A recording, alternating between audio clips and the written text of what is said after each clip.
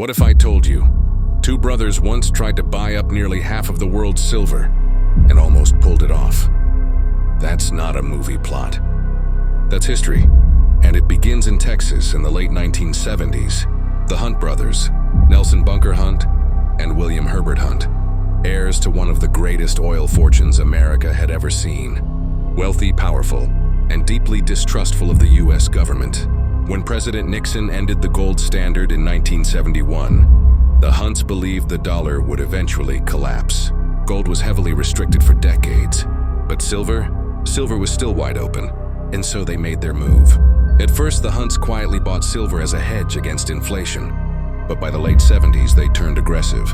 By 1979, they had cornered more than 100 million ounces of silver, nearly half of the world's deliverable supply.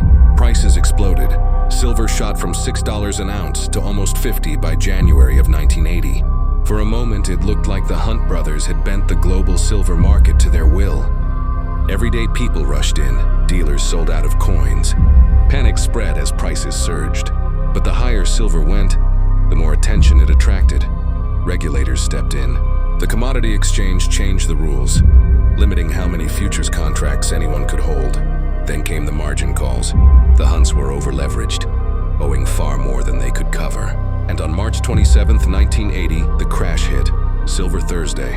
In just weeks, silver plunged back under $11. The brothers were destroyed, billions lost. Bankruptcy followed, their empire was gone, and their names became a cautionary tale of greed and overreach. But here's the twist. What drove silver up back then isn't so different from what we're seeing now. In the 1970s, inflation was raging. The dollar was weak. People doubted paper money.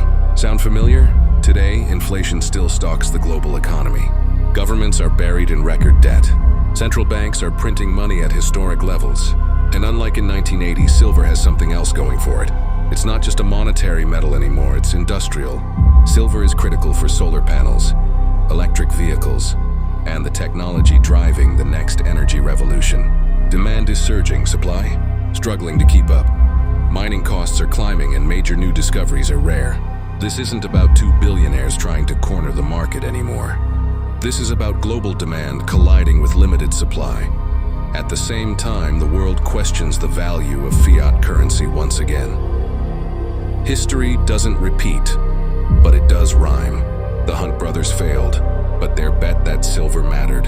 That part might not have been wrong. The next wave up could be coming, only this time for reasons far bigger than one family's ambition. And remember, hunting, none of this is financial advice. Markets are unpredictable and nothing is guaranteed.